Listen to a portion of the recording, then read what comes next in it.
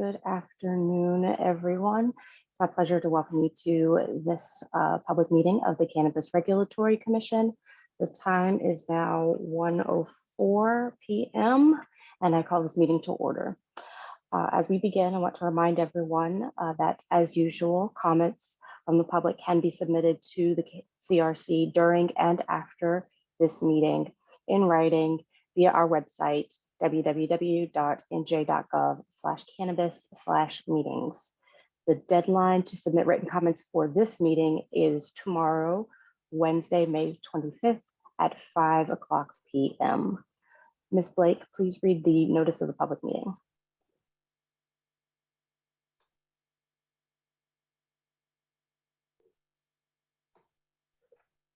Madam Chairwoman, this is a public meeting of the New Jersey Cannabis Regulatory Commission. Adequate notice of this meeting has been provided in accordance with the Senator Byron M. Baer Open Public Meetings Act. Notice of the meeting was provided to the Asbury Park Press, Atlantic City Express, Bergen Record, Courier Post, Star Ledger, and the Trenton Times in December 2021.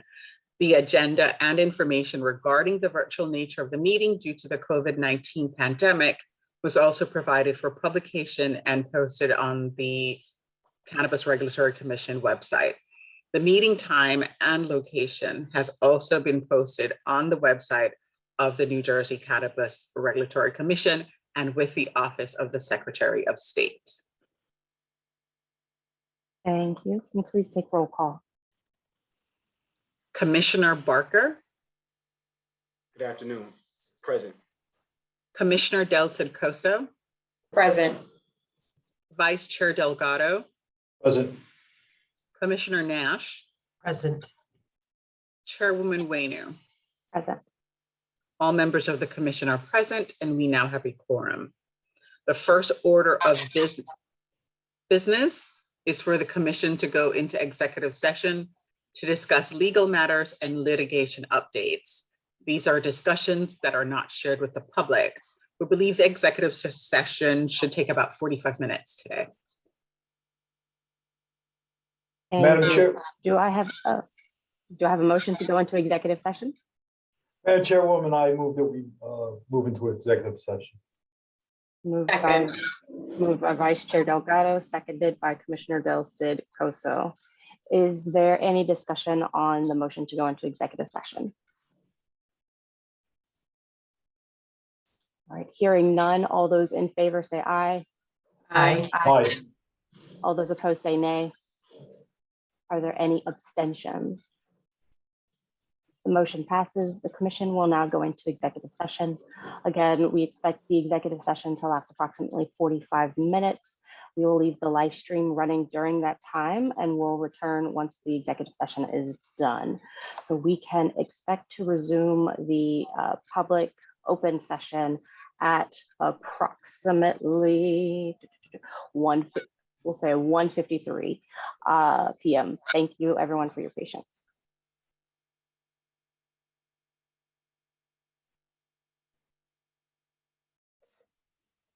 All right, thank you all for your patience. The executive session is now ended. We ended a little bit early. It is now 1:46 p.m. and we will resume the open public portion of the meeting. Ms. Blake, can you please announce the next agenda item? The next agenda item is approving the minutes of both the commission's open session and executive session for March 24, 2022. The minutes have been shared and reviewed by the members of the commission prior to this meeting.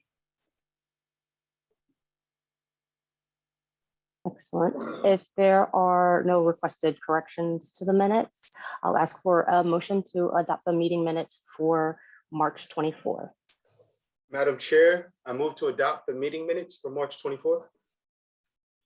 Moved by Commissioner Barker. Is there a second? Second. Seconded by Commissioner Delcid-Coso.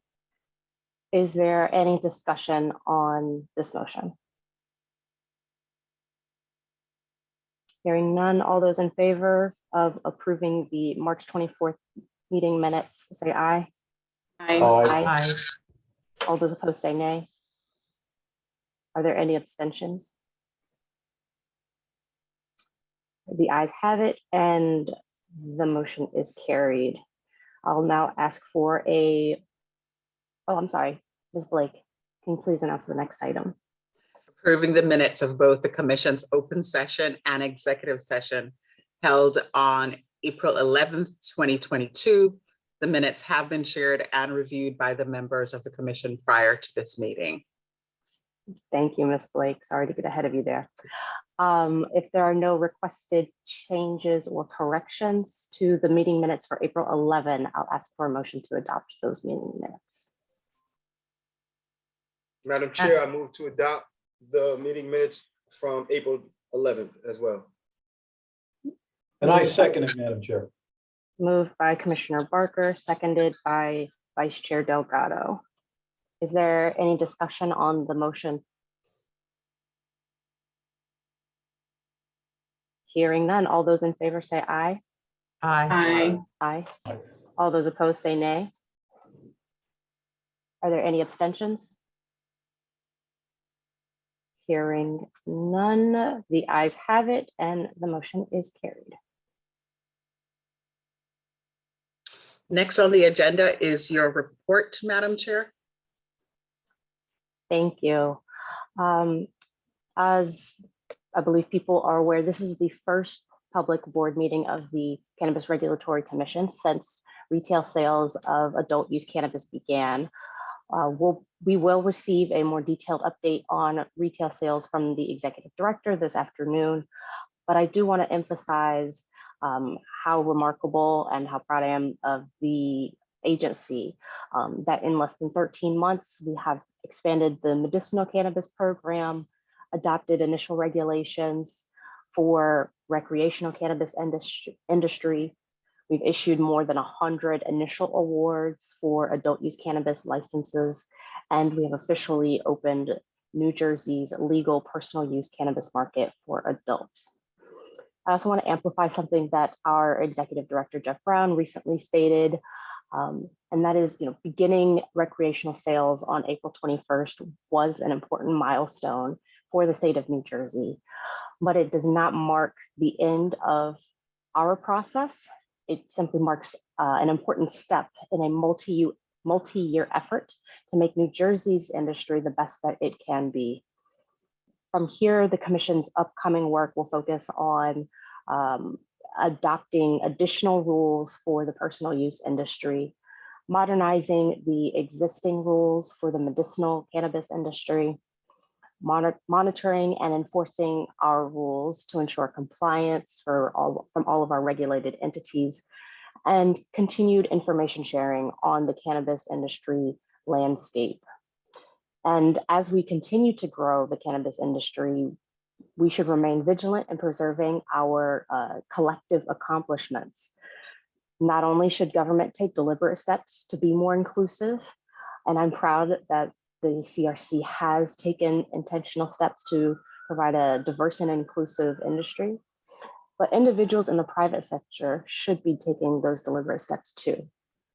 Banks, landlords, attorneys, suppliers, and employers all should afford people equal and fair opportunities to participate in the cannabis industry.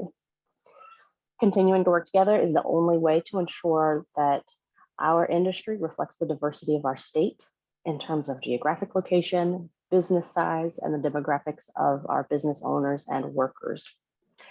So again, I want to congratulate the CRC for celebrating its 1-year anniversary very recently, and all of the work that our commissioners and our staff have done to make our work a great success. Thank you. Next on the agenda is the executive director's report. Executive Director, Floor. by all means, Director Brown, go ahead. Thank you, and thank you for the kind words. It's a team effort here, and thanks to our staff and all the commissioners for getting us to where we are. We have a lot farther to go. So Today, I'm going to keep this as short and sweet as I can because we do have a packed agenda and a number of items to get to, but I do want to provide some important updates. First, an update on license applications, where we stand with those. Secondly, I wanted to report out essentially the first month recreational cannabis sales numbers and just some notes on progress and other issues that have popped up over the last month. And then finally, as I mentioned in our April meeting, I wanted to outline a schedule for data reporting on licensees, particularly when it comes to aggregate data on demographics, race, ethnicity, gender, certification status, things of that nature. So we'll start with the license application update. So since we started accepting applications on December 15th, and then for cultivators, manufacturers, and testing laboratories, and on March 15th of this year for retailers, as of today, we've now received over 1,000 total applications. I'm also proud to report that over half of them have received an initial determination, an initial review, whether that's a cure letter or many have made it on for approval, and we have another slate of applications ready for approval today. One thing I did want to emphasize to all applicants and potential applicants is that folks should review all the resources on our website, nj.gov/cannabis. Before submitting an application, we are still seeing issues, particularly where it relates to priority designation, applicants, missing materials to qualify them as a social equity business or a diversely owned business or an impact zone business, even though they say they qualify as such. Under our recreational cannabis business page, we have all the resources you need to find out exactly what to submit, starting with the notice of application acceptance. I recommend watching the pre-application webinar as well. It's about 45 minutes, but has some important information. And then there are forms on that website as well that you will need for your application. The one I'll call out is the certification of a social equity business. So if a social equity applicant is submitting, they have to sign that attestation and include the documentation that's referenced in that certification so that we know that they in fact qualify. But our team is reviewing licenses, day in, day out, and we're moving this forward. And you can see we had a couple initial waves and then things have leveled out, but we're receiving new applications every day. It was just at the Senate Judiciary Committee hearing that we were at about 950 applications submitted. Now we're over 1,000. So to see the interest in getting into this industry is tremendous, and certainly we're working to move all those forward. Next slide, please. So moving now to recreational sales for the first month, I can report now based on the first month of sales that total sales across all 12 dispensaries, 7 alternative treatment centers for the first month totaled $24 million. And that was across over 200,000 transactions, about 212,000. It's certainly a substantial number, but it's really only a beginning, and I think it shows that there's a lot of growth left in this market. There's a lot of opportunity left in this market still. But that's the important thing is first month of recreational sales, New Jersey did $24 million, averaging somewhere around 5 million per week. We do anticipate that this will ramp up, particularly as new dispensaries are approved, new cultivators are approved, and a lot of the conditional applicants that we have approved are able to come back and convert to annual license and actually begin operating and either cultivating, manufacturing, or retailing recreational cannabis. Couple other notes. I also want to, really congratulate the staff who, particularly in the Office of Compliance, Investigations, Licensing, who have been working to make sure this was as smooth a rollout as possible. Launching with 12 dispensaries for a state of 9.3 million is no easy task. And, although there were long lines on the first day, the first weekend, even some long lines in places now still, it has gone about as smooth as we could hope. And that's really a testament to a lot of our compliance staff who've been on the ground, who've been making sure that things are running smoothly. And then the industry who's also been doing their part and, planning accordingly and effectively managing this rollout. I do want to note that, we are serious about the patient access requirements and the supply requirements that were in the final agency decisions that were issued on April 11th, and certainly still are for expanded ATCs that are up today. Overall, we've seen, good compliance, but there have been some hiccups, particularly related to some of the patient-only hours, as well as some of the reporting requirements in those final agency decisions. So our Office of Compliance and Investigations is working with the industry to make sure everybody's in compliance. Where there have been issues, they've been addressed quickly, which is good. Overall, it's been a smooth rollout. But again, I think while this $24 million number sounds big, it does underlie the fact that there's a tremendous amount of opportunity still in this market for new businesses to come in and serve this market and be successful.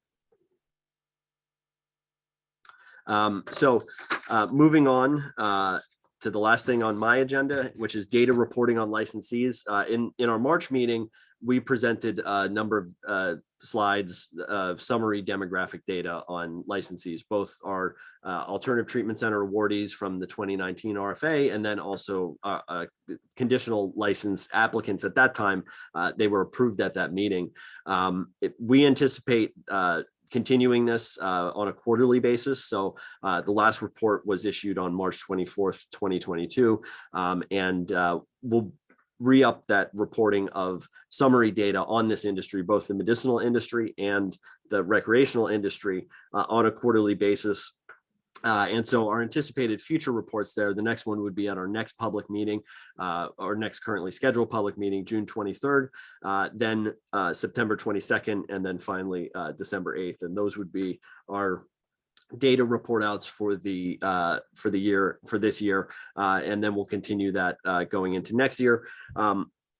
We continue to collect information on licensees and potential licensees as part of our application process. This is used really for data reporting and analysis.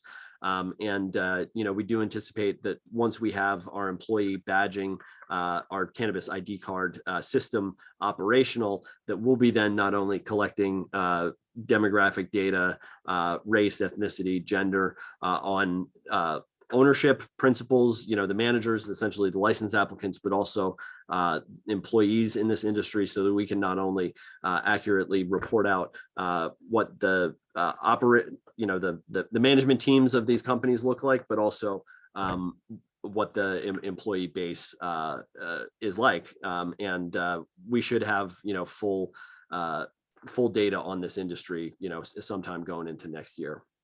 But those are the dates that we'll be reporting to the board, to the public again on that summary demographic data on licensees. And that concludes my report for this meeting, and I'll turn it back to you, Madam Chair. Thank you, Director Brown.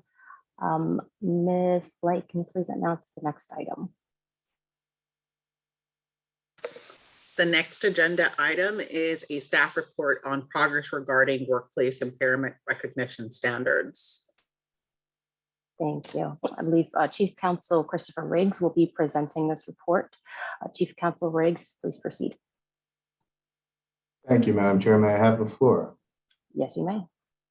And can we go to the next slide, please? Next slide.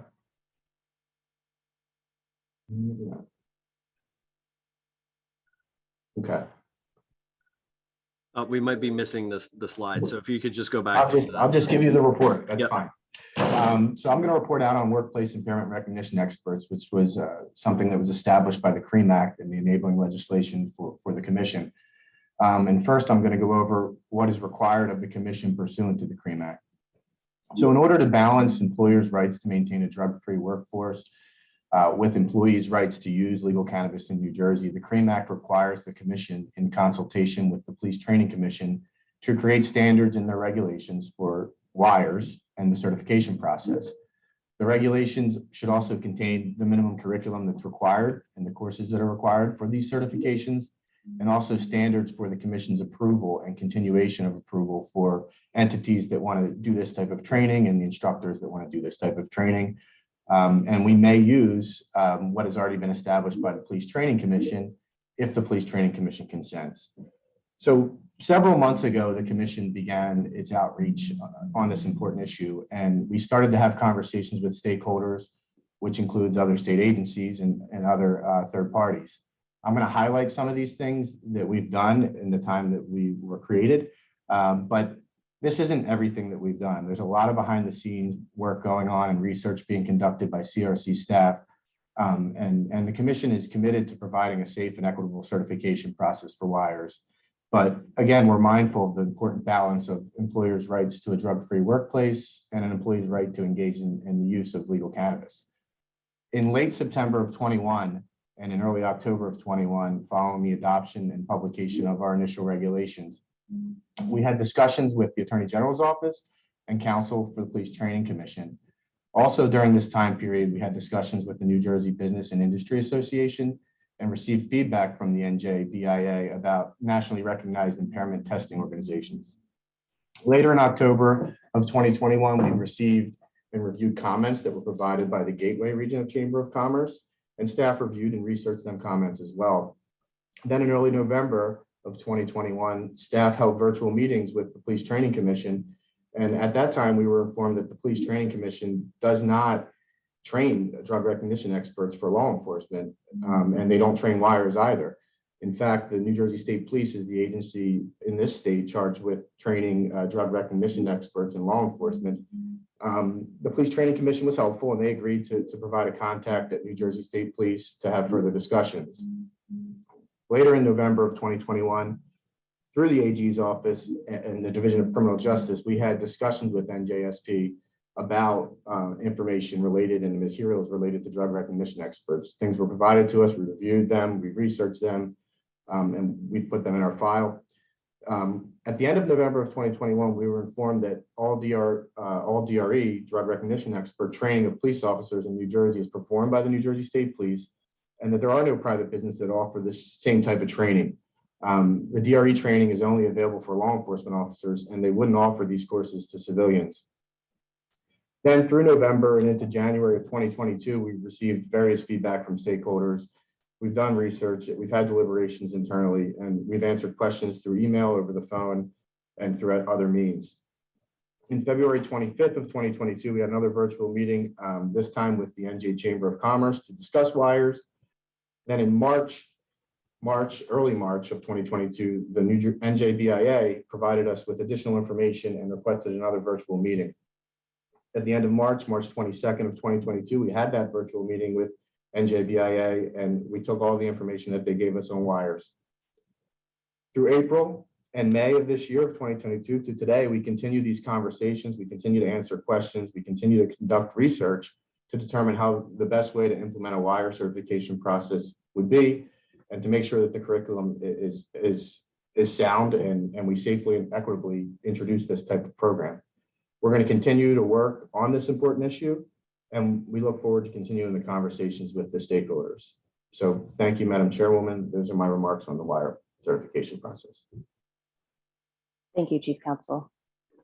Ms. Blake, can you please announce the next agenda item?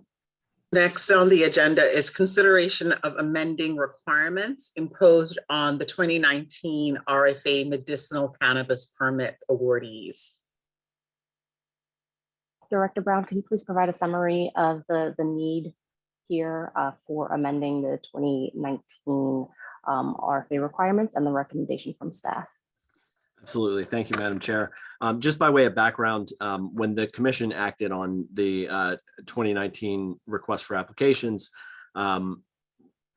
it was last fall and winter, so in October and December, October for cultivation and vertical, and December for dispensaries. And, at that time, obviously, we hadn't begun retail recreational sales.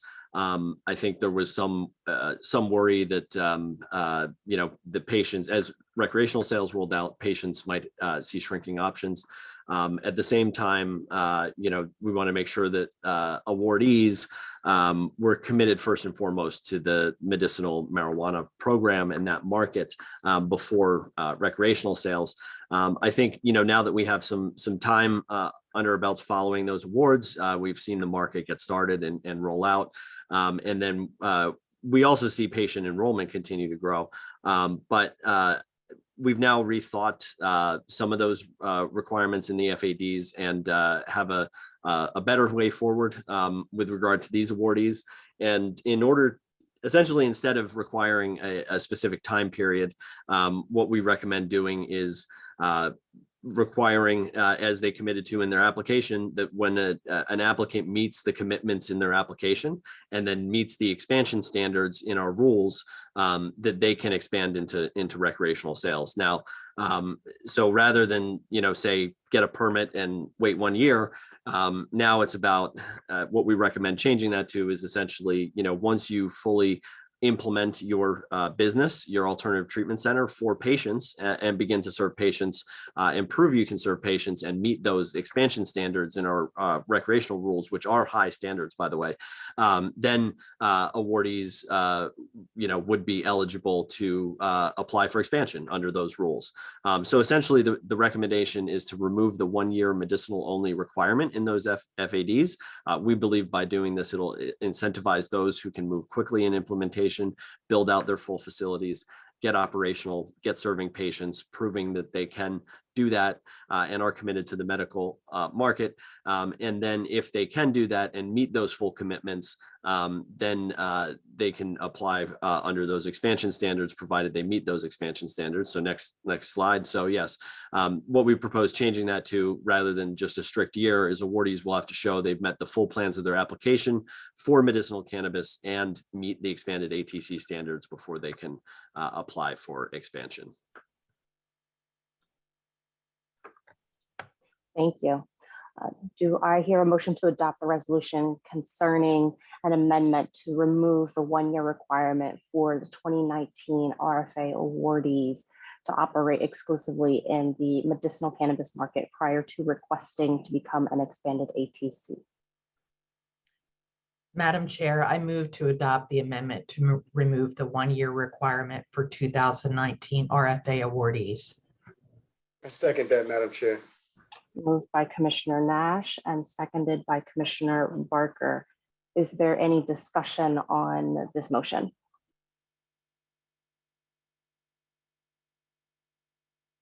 Hearing none. Ms. Blake, can you please call the vote? Commissioner Barker, Aye. Commissioner Del Cid-Coso, Yes. Vice Chair Delgado, Yes. Commissioner Nash, Yes. Chairwoman Wayno. Yes. The resolution passes. Next on the agenda is consideration of applications for a change of location. Thank you. Director Brown, can you please provide a summary of the location change applications and the recommendations from staff? Absolutely. And you can move to the next slide, please. So following the 2019 request for applications and during the award process, we have 6 awardees who have requested approval from the CRC to change location. This is allowed by rule. It's not uncommon for ATCs to change location during the permitting process. There are a number of reasons why this may occur. In fact, in the 2 previous RFAs before the 2019 RFA, almost all of the applicants, awardees changed location at some point during the permitting process. New Jersey Administrative Code 1730A-710 provides that an ATC shall submit to the commission an application for an amended permit together with fees if applicable prior to any, and then one of those is change of the alternative treatment center's location. All of these applicants have submitted an application to change their location to the CRC. They have paid the necessary fee. We, as staff, have reviewed these applications, have no concerns. I'll note that all these applicants are still held to the overall timeline to get operational in the FADs. So for vertically integrated and cultivation, that is 18 months. And then for dispensaries, that is 12 months from the time of award. They're taking on essentially, these changes of location, even within those parameters, which are still in effect.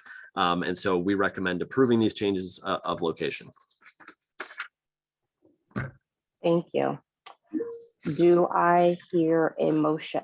Yes, do I hear a motion on the resolution concerning the approval of the application to amend the alternative treatment center permits for 6 of the 2019 request for application awardees, permitting changes of location?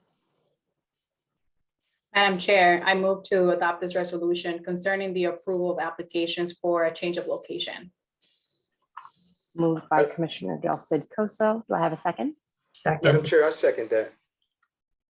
I believe Commissioner Nash got to it just a half second before you, Commissioner Okay. Parker. That's all right. All right. Is there any discussion on this motion? Hearing none. Ms. Blake, can you please call the vote? Commissioner Barker, Aye. Commissioner Del Cid Coso, Yes. Vice Chair Delgado, Yes. Commissioner Nash, Yes. Chairwoman Waynu. Yes. The resolution passes. Next on the agenda is consideration of applications for permitting a second cultivation location. Director Brown, can you please provide a summary of the second cultivation location applications that were received and the recommendation from staff?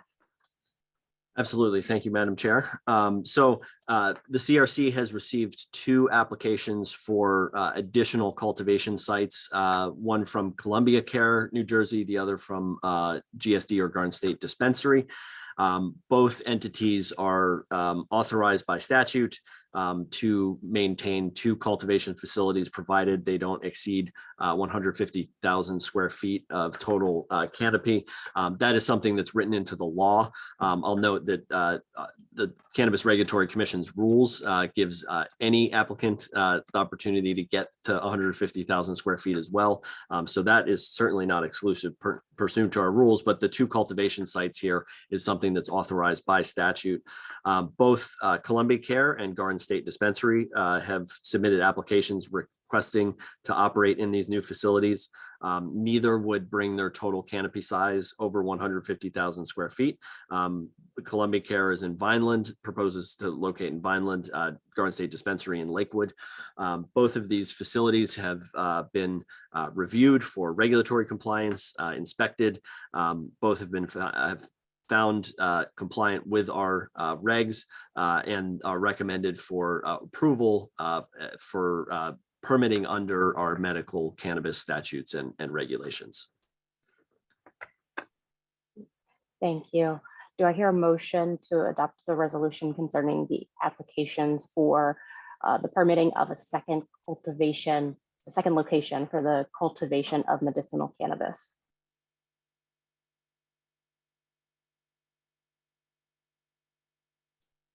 Last call for a motion to adopt the resolution concerning these applications for permitting of a second location for cultivation of medicinal cannabis. Madam Chairwoman, I move that we adopt the resolution. Moved by Vice Chair Delgado. Is there a second? Second. Seconded by Commissioner Del Cid Coso. Is there any discussion on this motion?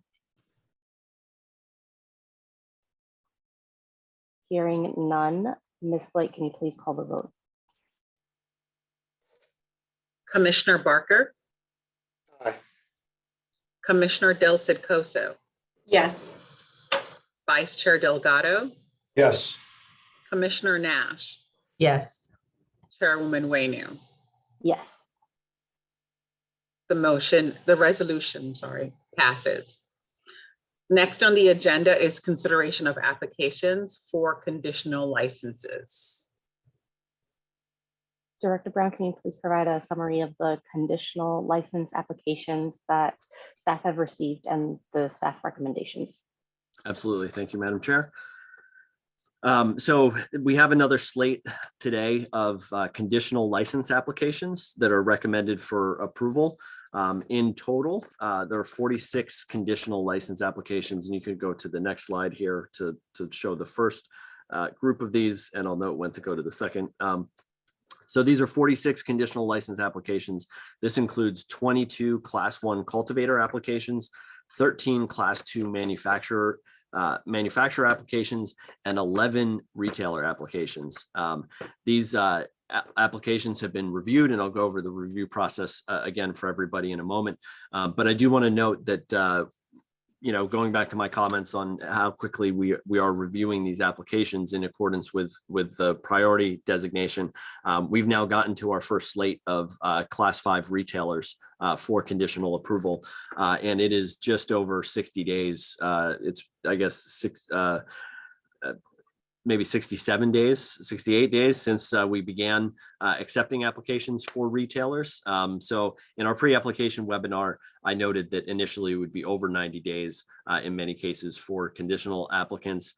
Here we have a slate of retailers that submitted on March 15th and are up for approval well under that 90-day mark. We continue to get faster and faster at this. Certainly for some applicants, it's going to be over 90 days, and for annual applicants, it is over 90 days because of that process. Here we are moving quickly, and we have our first slate of retailers. So huge credit to the staff for getting this done and moving these applications forward. When it comes to the review process, all of these applicants have been reviewed in accordance with our priority designation. So they're assigned a priority. That priority is verified. So if they're a social equity business, they're verified for qualification as a social equity business. They've been reviewed and deemed complete. They've been scored and deemed to pass on our scoring measures as noted in the notice of application acceptance. Staff have appropriately reviewed any issues with qualification, financial source agreements, or limitations. And finally, we've conducted quality control on all of these applications. And you could go to the next slide, please, to show the second half. With all that said, these 46 applicants are recommended for approval as the next slate of conditional license awardees. Great. Thank you, Director Brown. Before I ask for a motion, I will just ask for this slide with the second half of the proposed applicants to remain up for everyone to digest. And Madam Chair, we're going to leave this slide up during the vote, so it'll be up. Great, thank you. Right, with that, and do I have a motion to adopt the resolution concerning the conditional license applications for Class 1 cannabis cultivator, Class 2 cannabis manufacturer, and Class 5 cannabis retailer licenses? Madam Chair, I move that we adopt the resolution. Moved by Vice Chair Delgado. Is there a Second that, Madam Chair. Seconded by Commissioner Barker. Is there any discussion on this motion? Hearing no discussion, Ms. Blake, can you please call the vote? Commissioner Barker, Aye. Commissioner Del Coso, Yes. Vice Chair Delgado, Yes. Commissioner Nash, yes, Chairwoman Waynu. Yes. The resolution passes. Next on the agenda is consideration of applications for a testing laboratory license. Thank you. Director Brown, can you please provide a summary of the license applications for testing laboratories and staff's recommendation on those applications? Absolutely. Thank you, Madam Chair. So we now have a slate of 4 testing lab applications that are recommended for approval by the commission. Just by way of background, equity and safety are our core values here at the commission, and having adequate testing labs operational and licensed in the state are critical for safety, ensuring that product is tested and found to be free of contaminants. And we want consumers to have faith in this market, and certainly having adequate testing lab coverage is critical to that. The commission adopted interim standards last year in June, so little less than a year ago. And 3 of these labs have been operating under those interim standards in medical cannabis, and even with the newly expanded ATCs from April. Because of our focus on not only equity, but also safety, testing laboratories in the notice of application acceptance are priority 1A. So they're highest overall priority, along with social equity micro businesses. And so we received these 4 applications. They were reviewed per priority, signed, verified. Their applications were deemed complete. They scored sufficiently high pursuant to the notice of application acceptance to be recommended for approval. Some of the things that they had to submit include, a business and management plan, regulatory compliance plan, important for labs, evidence of ISO 17025 certification, and all these labs submitted that. And they've been reviewed for qualification, for financial review. If approved today, there would be some next steps. So one of those would be an inspection of their facilities, and then they would then be issued a license. All these labs have shown that they can comply with our regs, are ready to comply with our regs. 3 of the 4 are operating currently under our interim standards. And if approved today, these 4 would then move to start operating under our personal use cannabis rules. Before I hand it back to you, Madam Chair, I just want to say one thing. A next step for us at the commission is to issue some guidance under those rules related to some of the I guess the scientific details for how to run some of the tests and limits on things. We anticipate doing that quickly. I did want to give a particular shout out though to the New Jersey Cannabis Association's testing committee. We have met with them a couple times now.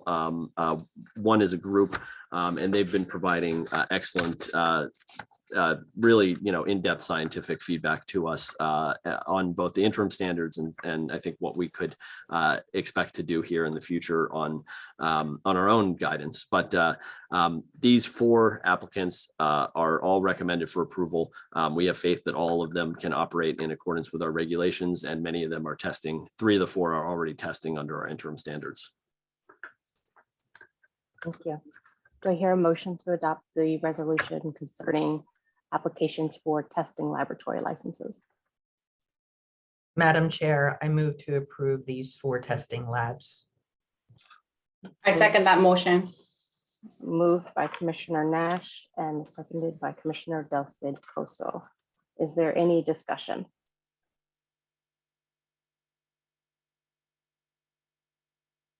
Hearing no discussion, Ms. Blake, can you please call the vote? Commissioner Barker, Nay.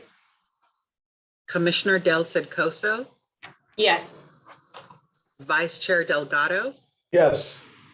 Commissioner Nash, Yes. Chairwoman Wainu. Yes. The resolution passes. The next up on the agenda is the consideration of certifications for expanded alternative treatment centers. Director Brown, can you please walk us through the substantive information concerning these certifications and the staff recommendation? Absolutely. And just before we get to that, I had staff prepare a slide if everything was awarded, which now that it has been, I'm happy to share this slide, which just presents the numbers of awarded licenses to date by the CRC. So with the actions today, the New Jersey CRC has issued 92 cultivation conditional awardees, 45 manufacturing conditional awardees, 11 retail conditional awardees, and now 4 testing laboratories. And we've mapped their proposed locations. I'll note that these are only proposed. Many of these will change, particularly for conditional license applicants or holders, as site control and municipal approval are not required of conditional licensees. But this is a representation of where these applicants have been coming from, where they're getting approved. And every month we're adding to these numbers. So this work will only continue. Thank you to the board, all of you, Madam Chair, Vice Chair, commission members for continuing to move this forward. So next we'll get to the expanded ATCs. So you can go to the next slide. The commission approved 7 expanded ATCs at the last meeting. Today, there are 3 certifications under consideration. Like last time, these were required to have municipal approval, proof of sufficient supply to continue to meet patient need after expansion, plans to ensure patient access, plans to address social equity and safety. Next slide, please. Our consideration at the CRC pursuant to our regulations are focused on patients. We look at the number of patients enrolled statewide, patient enrollment at each specific ATC, the inventory both statewide and at the ATC that is certifying for expansion. We look at sales, the current medicinal cannabis canopy, the canopy needed to serve enrolled patients, and then the ATC's production capacity. Next slide, please. The certifications we have under review today are from Garden State Dispensary, New Jersey, and this is a new expansion certification. Ascend, New Jersey, which was approved at our April meeting. This is for their Montclair location. And then TerraSend, New Jersey, which was also approved at the April meeting. Here, this is for their Lodi dispensary. Similarly, to the last approvals, staff is recommending conditions on these approvals, ensuring that patients continue to have access to these facilities. And these include at least 14 patient-only hours per week, exclusive parking options, exclusive point of sale systems at all times, express access to the ATC so that patients do not have to wait in extraordinary lines. And going back to the reports I was talking about in our the ED's report, this is where we're really monitoring that. We have compliance folks on the ground who are checking it. But we also ask for weekly reports from the ATCs on the wait time for patients, how quickly they're getting people in. This is something that is definitely of a concern to us, and that's why getting those reports is critical. And then ability to reserve products ahead of time.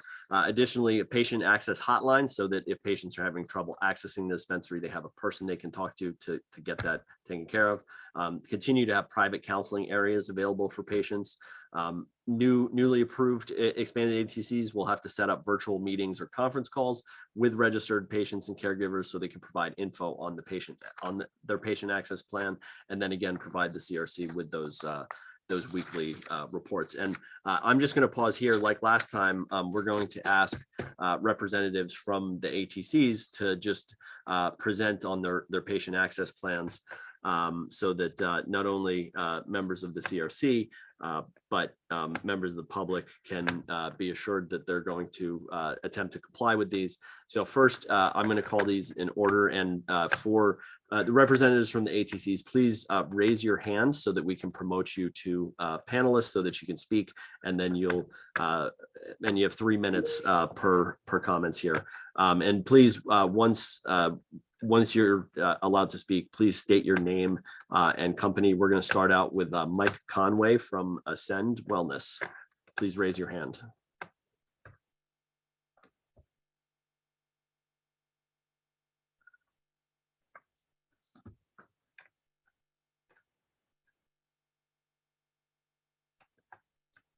Hey, Mike, we can see you. You can unmute yourself.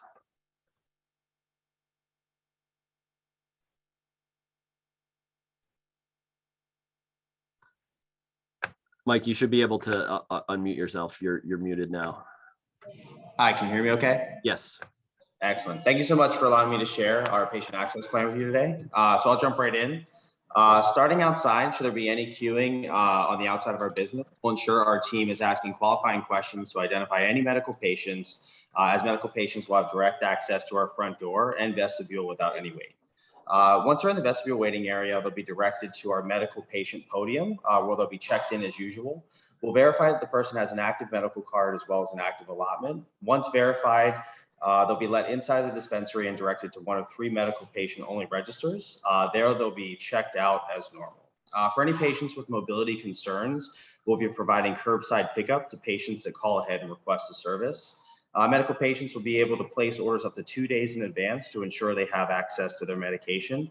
We will provide a patient access phone number where patients can have access directly to our team members. We're also going to be providing medical patient only hours in our facility where only medical patients will be permitted. These medical only hours will be identical to those at our Rochelle Park facility and available on our website. We'll host 2 town halls for our current patients to let them know of the changes that will be taking place and how it will affect them and how they'll benefit from the patient only hours and the medical express lane. I'd also like to take a moment to call out some of our social equity focus. We're prioritizing social equity in 4 focus areas: restorative justice, diversity and hiring at all levels, community engagement, and small business support. For restorative justice, we'll be hosting at least 2 expungement clinics with Blaze Responsibly, a law firm run by Chirali Patel, who's local to Montclair, among other events. For diversity and hiring, we're also connecting with local community activists and grassroots organizations who are willing to tap into their networks and point us in the right direction for groups to connect with for qualified candidates. And we're developing relationships with the One Stop Career Center of Essex County, the New Jersey Reentry Corps, SCORE, and the Essex County Urban League to diversify hiring. For community engagement, we'll be hosting community education workshops, Cannabis 101, medical card information, cannabis laws, and how to start your cannabis business. These will be hosted at local businesses that are easily accessible to the community. And for small business support, we'll be supporting the equity applicants through sponsorship opportunities and technical assistance with starting their businesses. We just sponsored the Hi Mom event by Roll Up Life and plan to sponsor the social equity category for Brendan Robinson's 420 New Jersey events at the NJIC Gala. We're creating technical assistance workshops to build the business acumen of social equity applicants, and we'll provide funding and mentorship to those applicants. Thank you so much for your time and appreciate your consideration. Thank you. Next up, we have Chantel Eisner from TerraSense. So Chantel, please raise your hand and we will promote you. And again, I just ask, focus on patient access standards here. That's what we really want to make sure that people can get information on. So thank you. Chantel, please go ahead. You should be able to unmute yourself. Thanks, Jeff. Can you hear me okay? Yes, go ahead. All right, good afternoon, everyone. My name is Chantel Eisner, and I'm the Senior Vice President of Retail here at TerraSense. Thanks for inviting me to speak on behalf of the Apothecarium's retail operation as we seek approval for our 3rd Lodi location. Following our last meeting, we successfully converted both our Phillipsburg and Maplewood locations to adult use. Our proven model provides prioritized access for patients and ensures their ongoing access to best-in-class products and pricing. Our team continues to support the community through education, volunteer events, sponsorships, and charitable donations. We continually seek out community events that align with our pillars: wellness, social equity, community, and kindness. And opening our Lodi location broadens that reach. The Apothecarium will continue to offer a wide assortment of products for medical patients and consumers. Of them are Kind Tree, Valhalla brands, plus additional third-party offerings. Our operations team has and will continue to maintain a reliable supply of medical cannabis.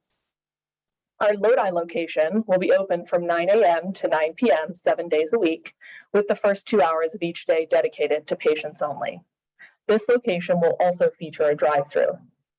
At the Apothecarium, our patient promise ensures that patients get patient-only shopping hours, online ordering through our patient app, express pickup, dedicated registers, loyalty program, promotional pricing, prioritized customer service, and patient-only parking.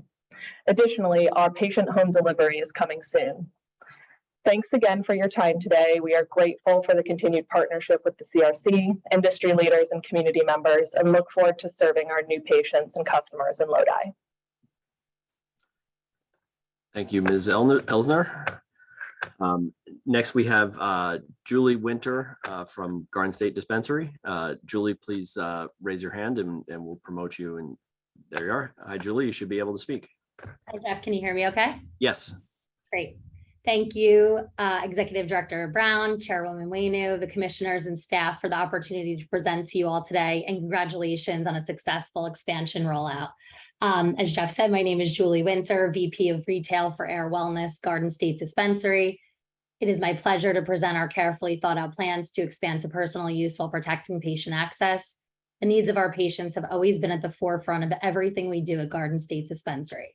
As one of the 6 original ATCs, we opened our doors to medical patients in November of 2013 in Woodbridge. We opened our second dispensary in 2019 in Union Township, and in 2020 expanded to Eatontown as the first dispensary in Monmouth County. Since inception, we have served 30,000 plus patients on site uninterrupted. In preparation for personal use expansion, we have gone through extensive planning to ensure we provide continued quality, excellent care, and choice to our medical patients. We have aligned with our teams, our communities, and vendor partners and updated our processes to ensure we are prepared for a successful launch. We have dedicated the first and last hour of business operations daily to patients exclusively. Home delivery will be a patient-exclusive offering that we plan to launch next week. We have priority allocated parking spaces for patients where curbside transactions can also be performed. Patients will have their own dedicated check-in line, will be automatically prioritized in our queuing system, and will be served at dedicated POS registers. There will be an exclusive menu for patients for pre-ordering and scheduling pickup appointment slots. We have created a dedicated patient access communication hotline during all operating hours and will continue our pharmacist-led counseling program to all medical patients and registered caregivers with priority appointment ahead of personal use customers. In addition to this, we will continue to provide private on-site counseling areas for patients. All patients will be notified of operational changes to come in multiple online seminars hosted by our on-site pharmacist and director of patient care. As part of our continued commitment to the safety of our staff, patients, and communities, we have increased our security and added traffic flow coordinators to ensure everyone remains safe. We have been in communication with our local law enforcement to go over our safety and security plans in depth. They will continue to aid in supporting our safety initiatives. To ensure we have adequate medical supply and reserves, we have set up automated inventory thresholds and daily reporting. We have secured 3,000 pounds plus of stockpiled supply with ongoing commitments from multiple ATC suppliers for both medical and personal use. With the very recent approval of our Oak Street Lakewood cultivation facility, we will have an additional canopy of 66,000 square feet producing high quality medical cannabis, and have also expanded our manufacturing capabilities to provide additional form factors at scale for both markets. We have a long established partnership with UFCW Local 360 that greatly benefits our employees. As we expand, our social equity programs will continue to flourish, as will our diverse hiring practices and regular auditing. Thank you, Ms. Winder. 5 seconds. Thank you for your time. Thank you. And thank you all for those presentations. Next slide, please. So moving on to the recommendations here. Again, there are 3 ATC expansion certifications before the commission. One from Garden State Dispensary, New Jersey, and Air Wellness, Ascend Wellness, their Montclair location, and TerraSend, their Lodi dispensary. For Garden State Dispensary, it's all 3 of their dispensary sites. So that's Woodbridge, Union, and Eatontown, as well as their manufacturing site in South Brunswick, and the Woodbridge Cultivation. So all 3 of these ATCs have shown that they met the standards for approval here. One just minor caveat related to Garden State Dispensary, given that Lakewood was just approved today, the recommendation from staff is that all of the licenses are approved for Garden State, and that cultivation is issued once that first harvest is realized from Lakewood, to ensure that there is adequate ongoing supply for patients. But otherwise, all of these have been reviewed. All of these have been have shown both TerraSend, Ascend, and Garden State have shown that they meet the standards for expansion, which include adequate supply, patient access, and municipal compliance and approval. They've submitted social equity and patient access plans, and if approved, we intend to hold them accountable to those commitments. Madam Chair, back to you. Thank you, Director Brown, and thank you to those representatives who provided information about those patient access plans. Do I hear a motion to adopt the resolution concerning the acceptance of the certification for Alternative Treatment Center, Ascend, New Jersey, to expand operations to the adult personal use cannabis market? We will go through these one by one. So the first one up for consideration is with respect to Ascend, New Jersey. Do I hear a motion to approve the certification to expand? Madam Chair, I move to adopt the resolution for acceptance of certification for the ATC to expand operations to the adult personal use cannabis market for Ascend. Thank you. Moved by Commissioner Nash. Is there a second? Second. Seconded by Commissioner Del Cid Coso. Is there any discussion on this motion? Yes, Madam Chairwoman, briefly. Commissioner Barker. Good afternoon, everyone, and thank you for joining today's public meeting. I just want to reiterate Executive Director Brown's point that the CRC expects weekly and monthly reports from every ATC operating in the adult personal use market. Our Office of Compliance will be in touch again about these reporting requirements. This is not something we take lightly, and as partners together in this New Jersey industry, we look forward to your continued compliance and commitment to sharing this information in a timely manner. Thank you. Is there any further discussion on this motion to accept the certification materials for an expanded alternative treatment center for Ascend, New Jersey?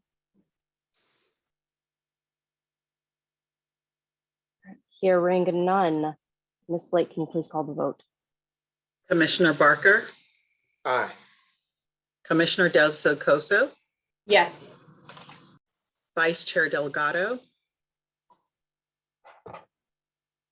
Vice Chair Delgado, Mr. Vice Chair, I think you're muted. Yes, I am muted. Yes. Can you hear me? Commissioner Nash, Yes. Chairwoman Wainu. Yes. The resolution passes. The next item for consideration would be the expansion certificate for GSD Air Wellness. Do I hear a motion to adopt adopt the resolution concerning acceptance of the certification for this alternative treatment center, GSD, or Garden State Dispensary? Madam Chairwoman, now that I'm unmuted, I move that we adopt the resolution. Moved by Vice Chair Delgado. Is there a second? Second. Seconded by Commissioner Nash. Is there any discussion on this motion with respect to Garden State Dispensary?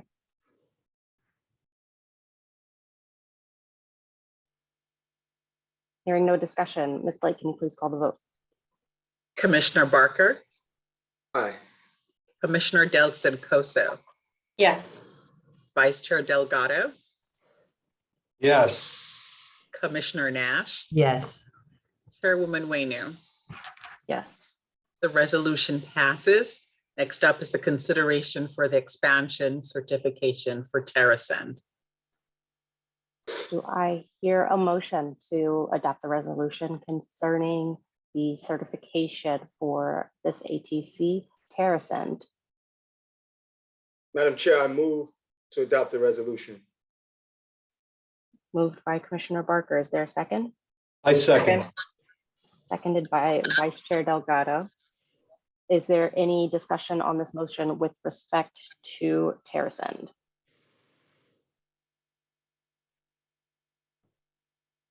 Hearing no discussion, Ms. Blake, can you please call the vote? Commissioner Barker, Aye. Commissioner Del Cid-Coso, Yes. Vice Chair Delgado, Yes. Commissioner Nash, Yes. Chairwoman Wayno. Yes. The resolution passes. We now have the open. Back to you, Chairwoman Wayno. Thank you. So I will, I believe there's just one other note on next steps that Executive Director Brown has to share. Thank you, Director Madam Brown? Chair, and thank you, members of the commission. Just for those who were just approved and for awareness, the next steps on these expanded ATCs, same as last time, there's going to be an operational assessment for regulatory compliance, payment of full ATC expansion fees. Once those two things happen, any other conditions included in the final agency decisions related to these approvals, then licenses will be issued. And then it's really up to the ATC to determine, once that license issuance happens, when they commence operations. We'll have updates on our website as to when that is. Certainly follow their websites as well. And again, they are subject to reporting requirements on patient access and social equity commitments pursuant to these approvals.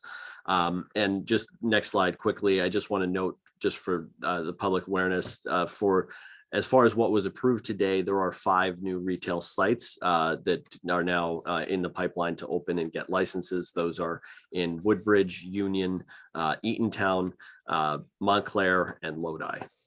And with that, I turn it back to you, Madam Chair. Thank you, Director Brown. All right, Ms. Blake, can you please announce the next item on the agenda? The next item on the agenda is the public comment period. So members of the public can submit public comments during and after this meeting in writing via our website. nj.gov/cannabis/meetings. Again, the deadline for submitting written comments for today's public meeting is tomorrow, 5 p.m., Wednesday, May 25th. Written comments will be shared with commission members and will be made public along with the meeting's minutes. We will hear from individuals who have signed up to speak in the order in which they signed up. As usual, public speakers will be limited to 3 minutes. So please be mindful of that restriction and please be concise. Ms. Blake will call out the names of our speakers. When it is your turn to speak, Ms. Blake will ask you to unmute yourself. If you are dialing in by phone, and I see that we do have a few folks who are joining us by phone, you will press *6 to unmute yourself when told to do so. Now, in order for staff to unmute individuals who have signed up to speak, your full name or phone number as it appears on Zoom must match the name or phone number you used to register to speak. Please take a moment to ensure that your name matches the name you used to sign up.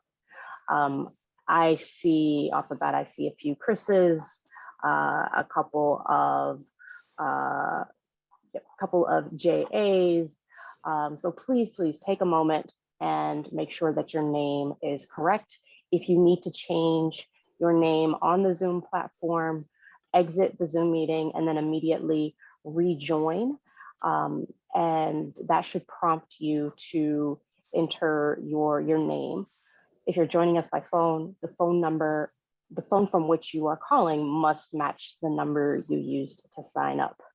We will not be able to correctly identify you as a speaker if your name or your phone number does not match what you used to sign up. So please take a moment, make sure your name is accurately listed and displayed on the Zoom platform.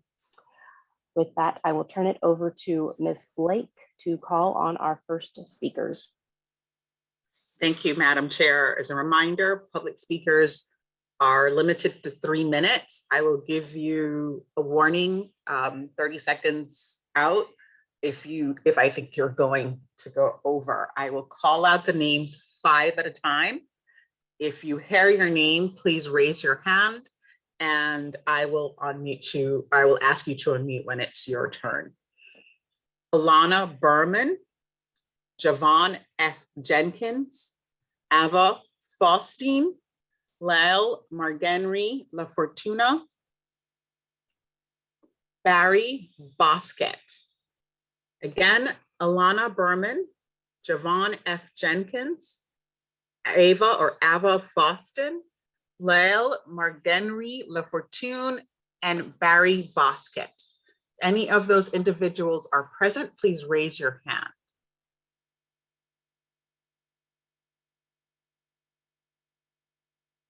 I do not see any of these individuals present. Again, the name that you registered with must match the name here or I will not know who you are. One last call, Alana Berman, Javon F. Jenkins, Ava Faustine, Lael Margenry La Fortune, and Barry Bosquet. Not seeing any of those individuals present, I will move on to the next 5. Ricardo Thomas, Robert Allen, Michael Phillips, Sergio Moncada, Lincoln Grattan. Ricardo Thomas, Robert Allen, Michael Phillips, Sergio Moncada, Lincoln Grattan. Again, please ensure that your name matches the name that's being called out. Robert Allen, go ahead.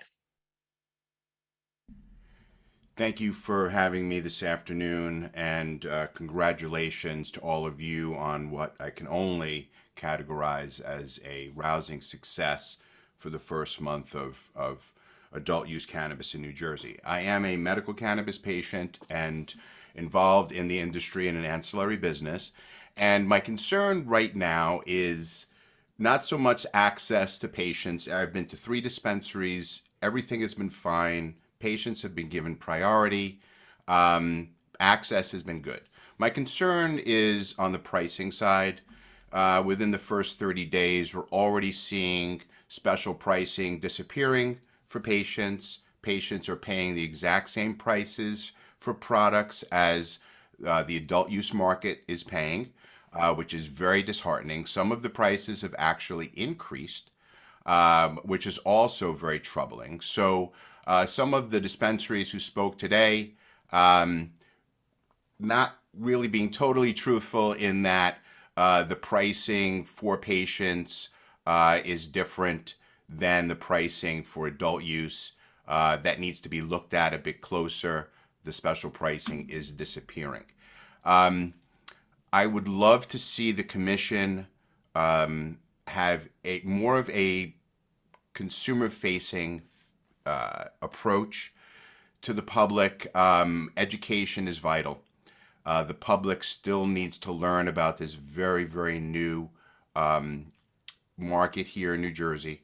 I commend the dispensaries who are stepping forward and creating educational forums. I think that's terrific. But I think the state needs to step forward and to start doing some public-facing educational events. I would love to be involved in that. We worked very hard here in Livingston to educate the public, to no avail. There was tremendous amount of misinformation that was disseminated to discourage cannabis business here in Livingston, and it's quite disheartening. So I would hope that we'll see more education coming out of the commission to the general public. Preaching to the choir doesn't really help. I think everyone who comes to these meetings is really involved in the industry or wants to be. But I think the public needs to know a little bit more. Again, thank you and congratulations on a successful first month. We look forward to more great things here in New Jersey and legal cannabis. Thank you. Thank you. I'll call that block again. Ricardo Thomas, Michael Phillips, Sergio Moncada, Lincoln Grattan. Seeing none of those individuals present, I will move on to the next 5. Tyler Kolba, Paul Josephson, Christine Hansen, Luke Siegel, Scott Bent.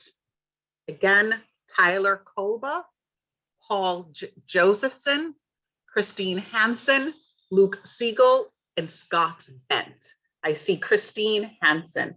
Christine Hansen, go ahead.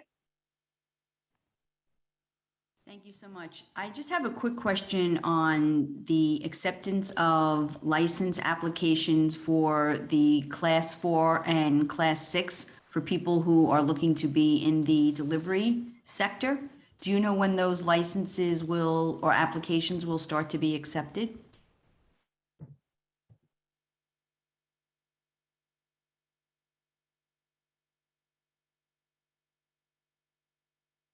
Sorry, Ms. Hanson, is that the extent of your comment? Yes, it is. The question? Mhm. All right, thank you. Is the commission, as usual, the commission will be announcing whenever the applications for other class of licenses will be available. And that will be advertised on the commission's website and at a public meeting as well. Thank you. Thank you for that question. Next up is Paul Josephson. Paul Josephson, go ahead. Thank you. Can you hear me okay? We can hear you. Go ahead. Thank you. Good afternoon, Madam Chair and Commissioners. I am speaking to you today on behalf of my client, Curio Wellness, New Jersey, an unsuccessful applicant for central vertically integrated license in the 2019 RFA round. As I believe the commission and its members are well aware, Curio has a active appeal of the awards to Altus and to Holistic that is currently pending in the appellate division, as well as a collateral challenge to the WBE status of those two entities, those two prospective, I guess, awardees, pending before the Treasury Department. The reason for my comments today are to register my client's disagreement, dissatisfaction, and objection to the actions taken earlier today with respect to allowing a change in location for both Altus and Holistic.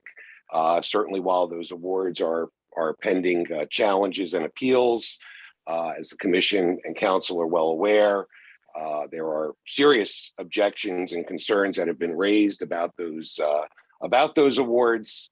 Previously, this Commission declined to rescind or stay those awards in our application back in December on the grounds that there were a series of accountability provisions that were a condition of the final agency decision awarding licenses to those two entities. For purposes of today, I would like to go on record reciting the Commission's own language in its decision granting these licenses. Condition 2 being, if accepted within 20 business days from the date of award, awardee shall confirm in writing that it still has site control and local approval for the endorsement. An awardee without both site control and local approval after 20 business days will have its award rescinded. As the Commission is well aware, we have pointed out previously that Altus did not have local approval within the terms of after 20 business days, to our knowledge. Mr. Josephson, you have 30 seconds. Yes, thank you. The point here is this is a condition that was a condition of award that we have previously indicated to the Commission was unacceptable, had not been satisfied. It has not been satisfied, and yet the Commission today has acted in derogation of the terms of its award. We object to that. We will be taking that up in the appropriate channels, but I did want to make sure that the chair and the commissioners heard directly on behalf of my client. Thank you very much for the opportunity. Last call in this batch, Tyler Kolba, Paul Josephson, sorry, not Paul, Tyler Kolba, Luke Siegel, and Scott Bent. Not seeing any of those individuals here. I will move on to the next 5. Gaetano Lardiri, Rafael Justin Perez, Smrita Chobi, Chirali Patel, Anthony Russo.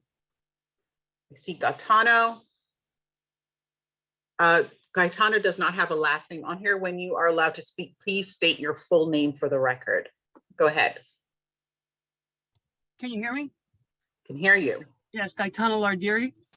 Dear Chair Wainu, Executive Director Brown, and Commissioners, I am Gaetano Lardiri from Newark, New Jersey, and I'm speaking today in part for Professor Rob Mejia from Stockton University, Jennifer Madden from Rowan University, and Edward N. Tobias, ESQ, Jessica Gonzalez, ESQ, cannabis lawyer and advocate, Ken Walski, Director of Coalition for Medical Marijuana, New Jersey, and Leo Bridgewater, cannabis advocate and partner at Heart Community Capital. First and foremost, we collectively applaud the CRC for their efforts and the tone they have set in reference to diversity and inclusion for the cannabis space in New Jersey and for all they have accomplished for the industry in a record time frame. We are all here to support the CRC in any way we can. I know several of you personally from interactions and conversations I've had over the years at many cannabis events and on other occasions. For everyone else, I'm Gaetano Lardiri from Newark, New Jersey, born, raised, and currently reside.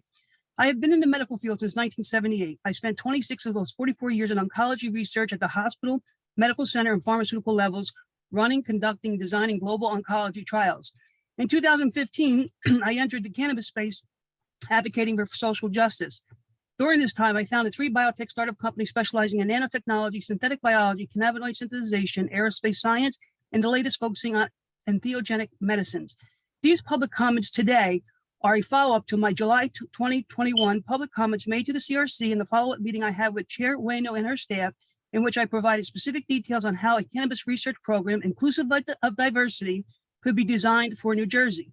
New Jersey is internationally known for innovations academically through universities like Rutgers, Stockton, Rowan, and so on. In fact, 2 of New Jersey's colleges, Rowan and William Patterson, were recently named in the top 25 universities and colleges leading cannabis research.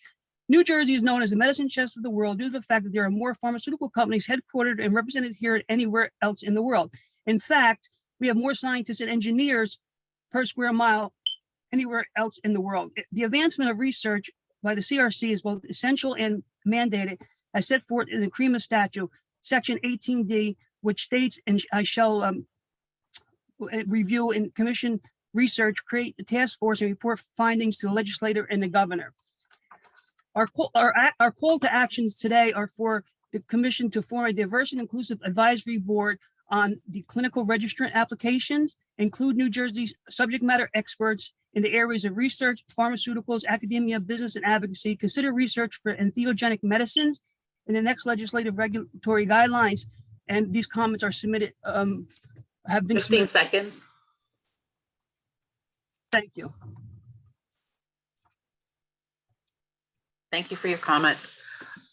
Again, reminder, please ensure that the name in your Zoom is the same name that you registered with. They must match.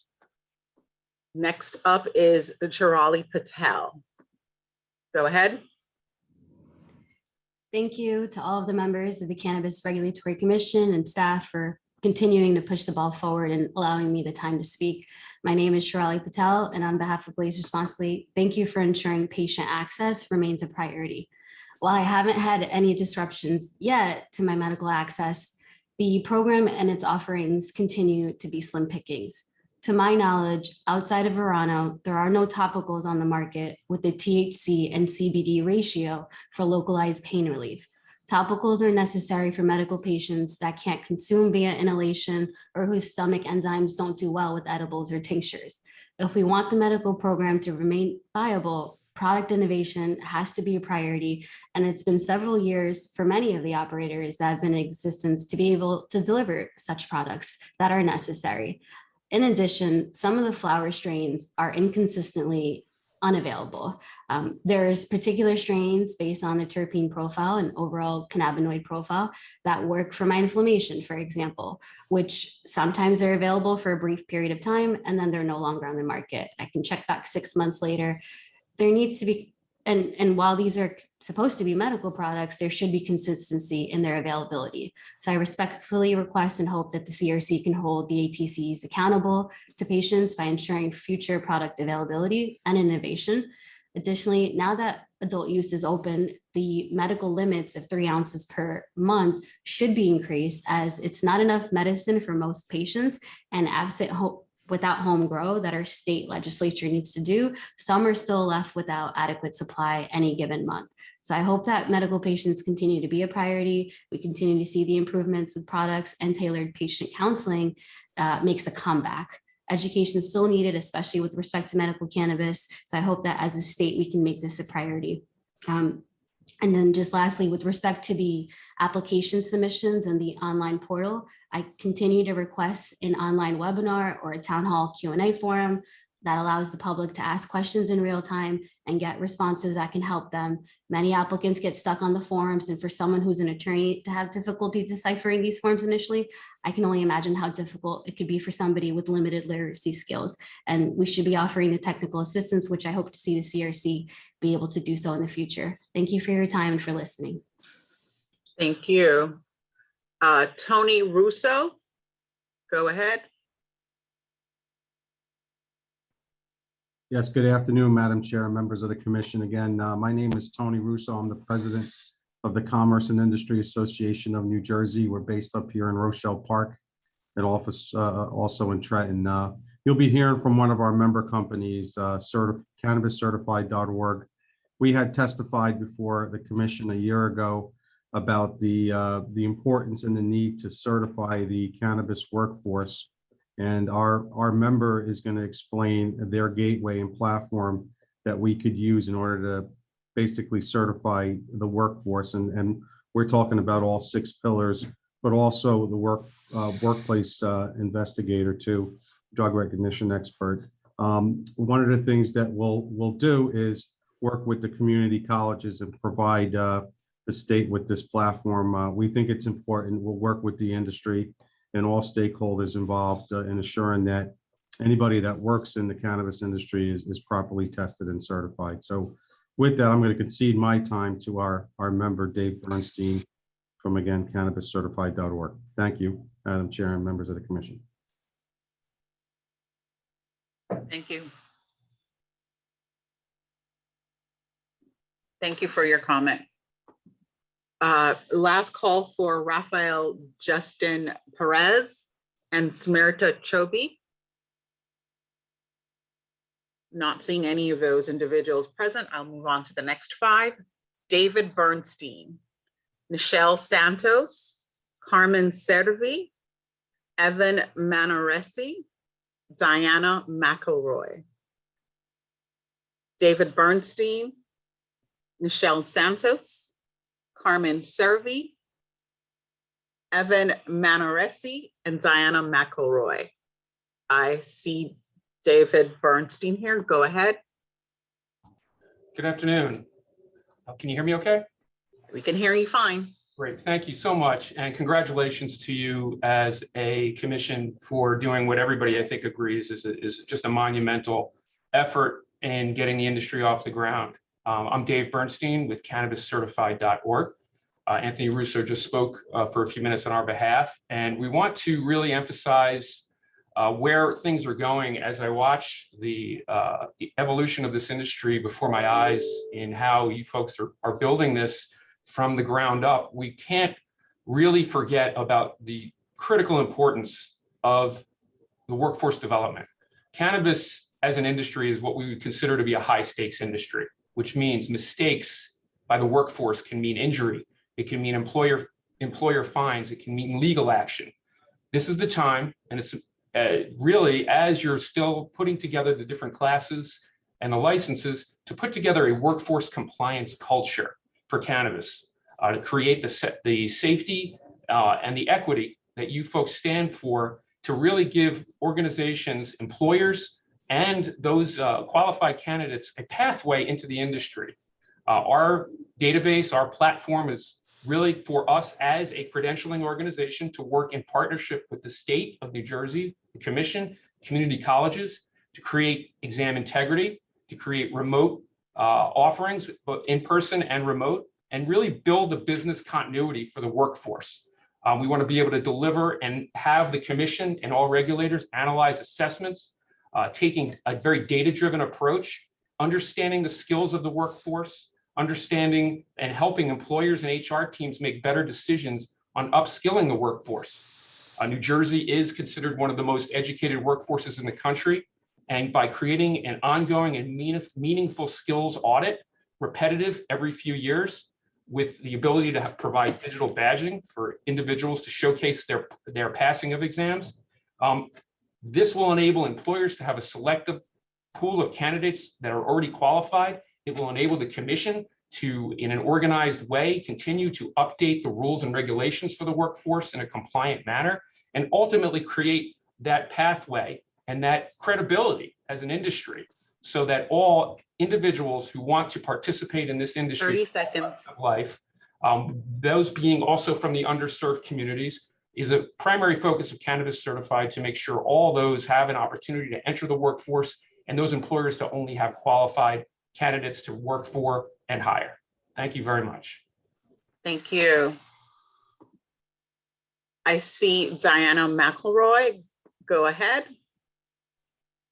Good afternoon. Thank you to the CRC for allowing me to speak. And thank you to my dog who won't stop barking. Sorry. You might hear him in the background. I wanted to come on and say that you guys have done an amazing job, both in being engaged with people within the industry and also with starting up our system and our market. But I do worry because some of the feedback I'm getting from patients is that they are not getting the level of education or information that they're seeking. That they walk into a dispensary and don't have someone approach them with education. And sometimes patients are afraid to ask for information because they don't know who to ask.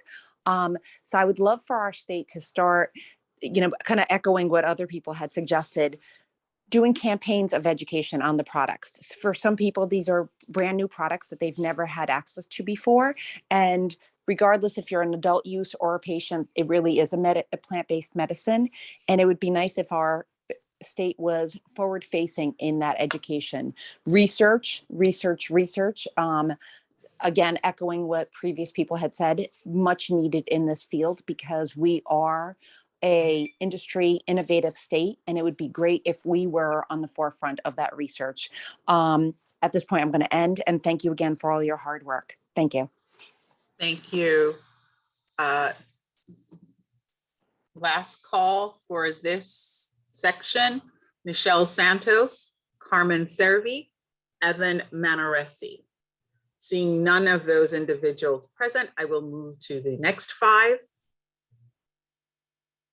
Alyssa Kennedy, Grace Barry, Anthony Constantino, Benjamin Rajat, Yasua Soyento. Alyssa Kennedy, Grace Barry, Anthony Constantino, Benjamin Rajat, and Yasua Soyanto. According to Wikipedia, John Fitzgerald Kennedy. I see Michelle Santos from the previous site. So Michelle Santos, go ahead. Good afternoon, commissioners of the CRC. I appreciate you giving me this opportunity to speak. And I just echo what the previous commenters have stated, that it's really critically important to increase education for those who are receiving their licenses. I am in the insurance and risk management industry, and we have an opportunity to see the claims from across the country. So I don't want to pick on one specific state, but I will. We look at the state of Oklahoma, who issued over 15,000 cannabis licenses, and it's referred to as the Wild Wild West because that's how it's really operating.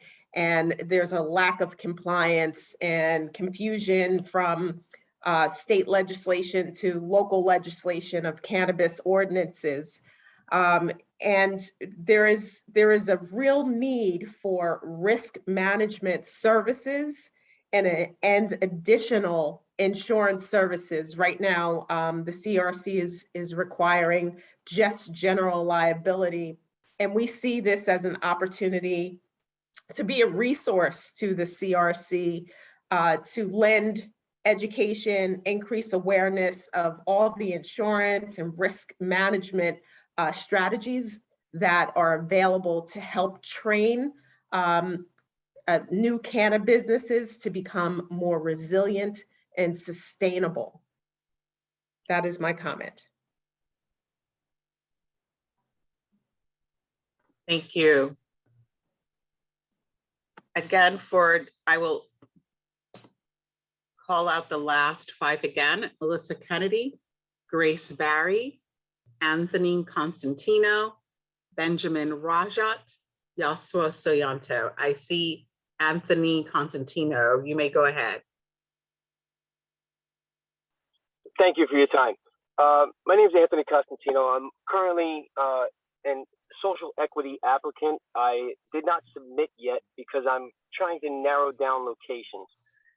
My biggest concern is the 2,500 square foot space for the micro cultivation, which is what I intend to go into. There's plenty of opportunity to go into a bigger space with a lower ceiling, as the regulations state that we can have a 24-foot ceiling with a 2,500 square foot. With that being said, we can fit the amount of plants in there using a racking system, but without that, it's virtually impossible to make a profitable existence with just a 2,500 square foot without having that 24-foot ceiling. If they were able to limit it to just 1,000 plants without the ceiling or the 2,500 square feet, there's plenty of properties I can get into in the inner cities. But without having that higher ceiling, I would not be able to profitably have a business. And I was just, my main concern is, are we able to adjust that, or is it going to be set in stone and that's that, and I'm just going to have to apply for a larger license?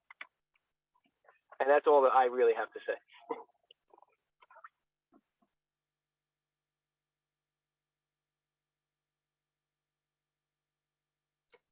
Thank you. Mr. Constantino, just a quick note. Your question sounds like one that is very specific to your circumstances. So we invite you to reach out to the CRC licensing inbox. That email address is on our website for information to get your question answered.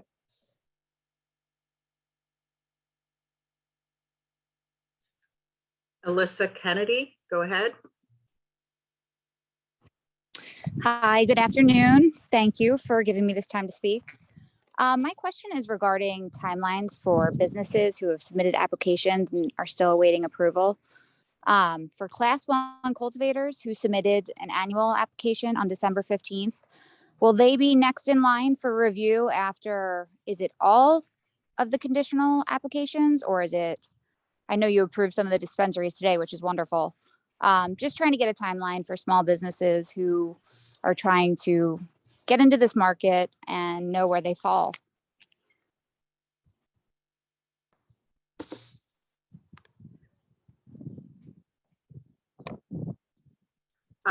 Ms. Kennedy, there is information on the website about the priority listing process.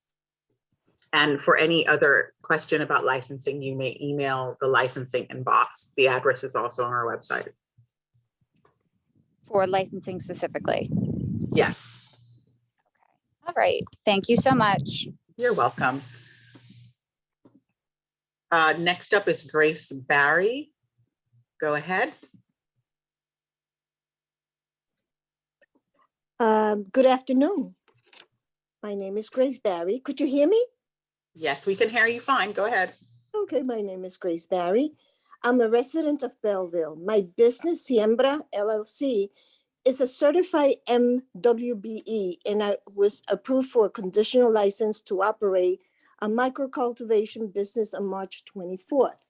I'm speaking to the commission today because I wanted to make you aware of some of the difficulties I faced during the conditional conversion process, and ask you to consider allowing some flexibility for those of us who are making a good faith effort to secure all of the necessary approvals.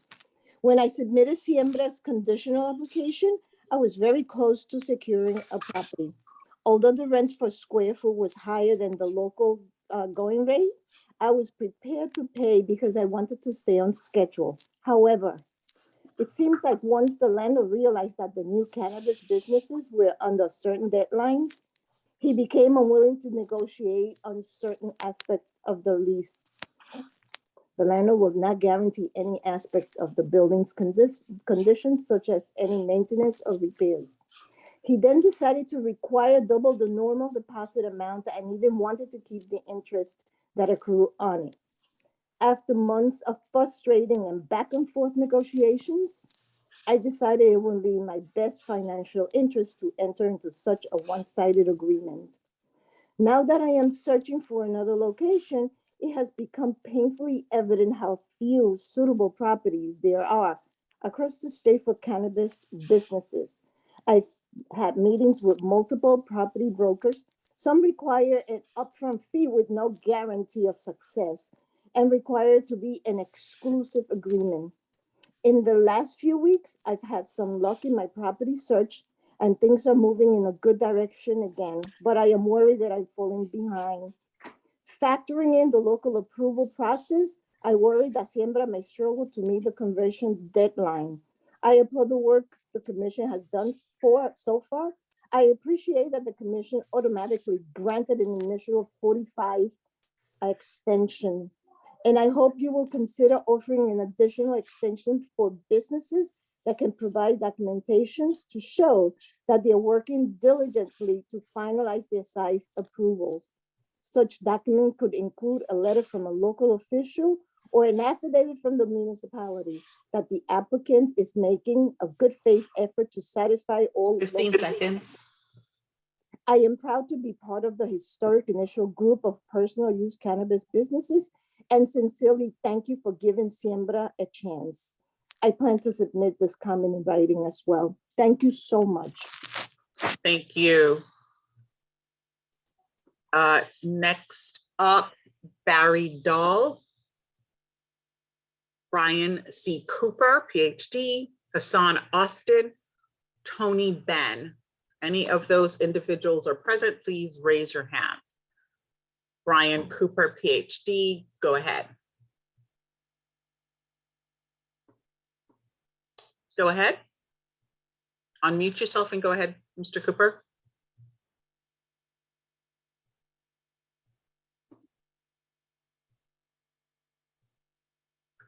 Brian Cooper. Hi, can you hear me? We can hear you. Go ahead. Oh, that's the source. I have some issues with the button. Thank you very much for your time to the commission. Also, I just want to extend my congratulations on a very productive year for the commission, and I really appreciate the celerity and the professionalism that you guys have displayed. But unfortunately, well, not I guess rather fortunately, my comment was addressed already during the body of comments today. So I don't think that I have anything else to add. But I did want to just take some time to say thank you very much for all the hard work that you and the staff have done. Thank you. Thank you. Hassan Austin, Tony Ben. Oh, I see Hassan Austin. Go ahead. Yes, hey, good afternoon.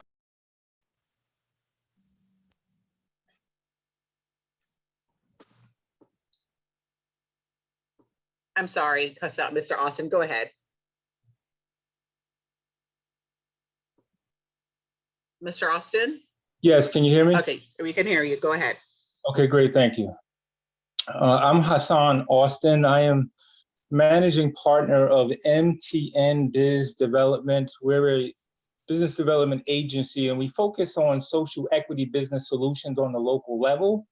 We aid the public and private sector in achieving social equity business goals in cannabis in New Jersey and New York. We work very closely with cannabis law practitioners, accountants, realtors, developers, investors, and related stakeholders to help execute those business development initiatives on a local level. So we have a very unique vantage point, and we're always inclined to share our perspective because we think it'll help grow the cannabis marketplace, especially on the local level. So word of advice, when seeking municipal approval, be very specific and explicit about how you will demonstrate your moral commitment to social equity within that New Jersey municipality. New Jersey towns don't have a necessary legal mandate, but there is a moral mandate.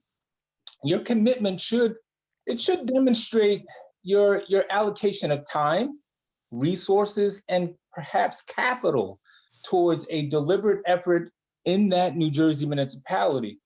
Consider establishing or contributing to a local business incubator program to support cannabis nexus items like medical cannabis education, expungement clinics, training, workforce development, also cannabis grant and loan programs for residents. These items will garner attention on the local level. Every town is different, so understanding that town's need is paramount in procuring that municipal approval. Social equity is a very complex and very undefined concept as it relates to cannabis. So you do have the opportunity to help define it on the local level. Lastly, New Jersey municipalities are looking to adopt social equity mandates that are measurable and quantifiable to help them guard against certain liabilities. And these incubator programs can help provide that. So be mindful when engaging New Jersey municipalities. And let me just finish with this. For those ATCs, there has not been a lot of conversation about those stigmas, those learning curves, that education that many people have spoken about on this call. It's a very critical area. Patient access should include education, and making a moral commitment to educating medical cannabis patients is critical in this marketplace. There are physicians already on the front line providing this education, like Dr. Monique. Thank you very much for your comment.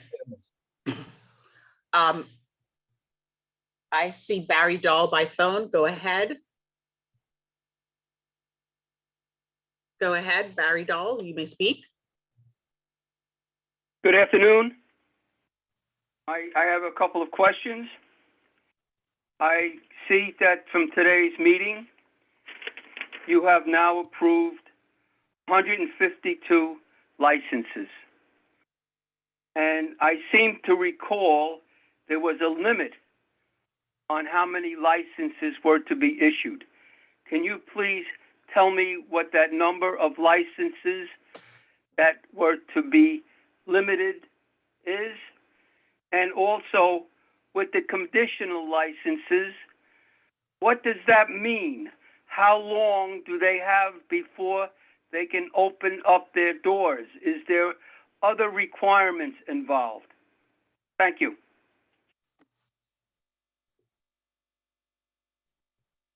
Thank you for your question. Final 5. Dr. Monique Hamilton, Chris Leeper, Nicole Barnett, Jessica Marie Villers, Eric Echevarria. Dr. Monique Hamilton, Chris Leeper, Nicole Barnett, Jessica Marie Villers, and Eric Echevarria.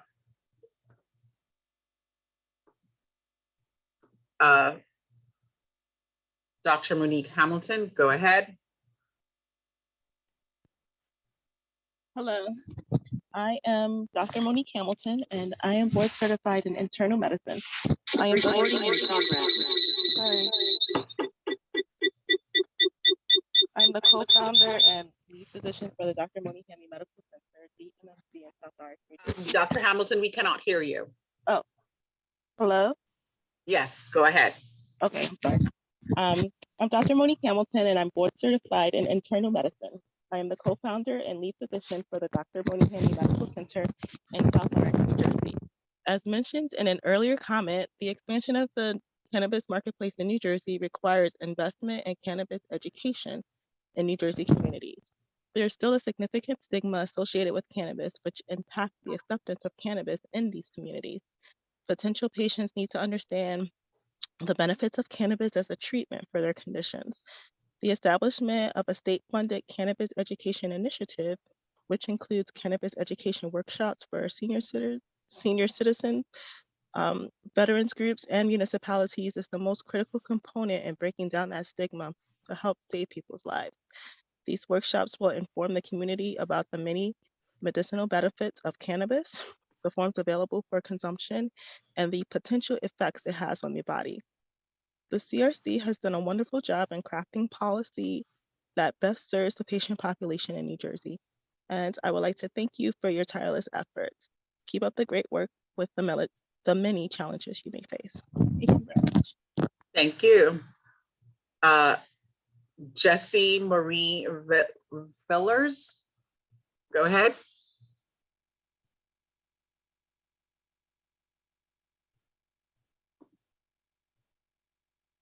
Jessie Marie Villers. You are apparently on an older version of Zoom, so it's not allowing me to give you speaking permission. Please submit your comment in writing. The form to do that is on our meeting page on our website. Sorry about that. Chris Leeper. I see Eric Echevarria. Go ahead. Hello, can you hear me? We can hear you. Go ahead. Good afternoon. Thanks for allowing me to speak. I just wanted to talk a little bit about the workplace impairment recognition expert. I kind of wanted to say, first of all, my name is Eric Echevarria. I am a licensed clinical social worker as well as a licensed clinical alcohol and drug counselor. I've been in the field of addictions for over 15 years. And I just wanted to say that it is difficult, if not impossible, for a person to determine if someone's kind of high using marijuana on the spot. It's very unreliable. As we all know, that marijuana can stay in your system for up to 30 days through bodily fluids and even up to 90 days through hair follicles. So just because THC is in your system doesn't necessarily mean that the employee is impaired. And THC can reveal itself long after the effects of the drug has worn off. That's determined by body weight, metabolism, and other ways. So unlike, like say alcohol model where if I drink 4 beers, there's a tool in place where I could blow into a breathalyzer and it will determine on the spot if I've been drinking within the last few hours. There's no such tool that is used for marijuana. It hasn't been invented. And I think a person that goes to a training for however long the training is, it's just impossible for that person to determine if someone is under the influence currently. Yeah, there are symptoms. You could say someone's eyes may be red, but let's say the person could have allergies or who knows what's going on with that person. So I just think that by forcing someone to have this workplace impairment recognition expert, you open yourself up to liability, litigation, and other things that could ultimately be harmful to the business. Thank you for hearing me out. I just want to express my concerns about this workplace impairment person. Thank you very much. Thank you for your comments this afternoon. Madam Chair, that is the last of the registered speakers for today's meeting. Thank you, Ms. Blake, and thank you to all of our speakers who provided their thoughts and their comments today.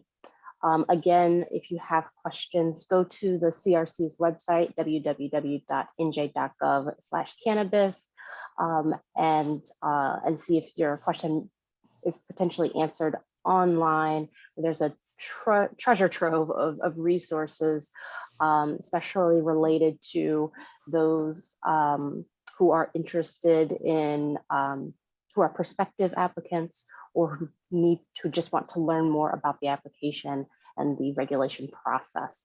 So please go to our website, We have loads of FAQs and an entire section dedicated to helping to support businesses with helpful resources. That concludes the business that is before us today. Do I have a motion to adjourn? Madam Chair, I move to adjourn. Go ahead, Charles. Today's meeting. All right. Go ahead, Charles. I'll defer to you. I defer to you, Vice Chair. That's because I have no hair, Charles. Thank you. You have wisdom. You have wisdom. You have wisdom. Madam Chairwoman, I move that we adjourn today's meeting. I second that, Madam Chairwoman. Moved by Vice Chair Delgado and seconded by Commissioner Barker. Is there any discussion on the motion to adjourn? Hearing none. All those in favor say aye. Aye. All those opposed say nay. Are there any abstentions? The ayes have it and the motion passes. Thank you all for joining today's meeting. Congratulations to all of the new awardees on their conditional licenses and annual licenses for those 4 testing laboratories. Again, for the public, please continue to monitor the CRC's website for up-to-date information. Our approved list of public meetings for the year 2022 is on our website. The next meetings currently scheduled is for Thursday, June 21st at 1 p.m. Our meetings will continue to be held virtually until further notice. The time is now 3:37 p.m. and we are adjourned. Have a great rest of the day, everyone.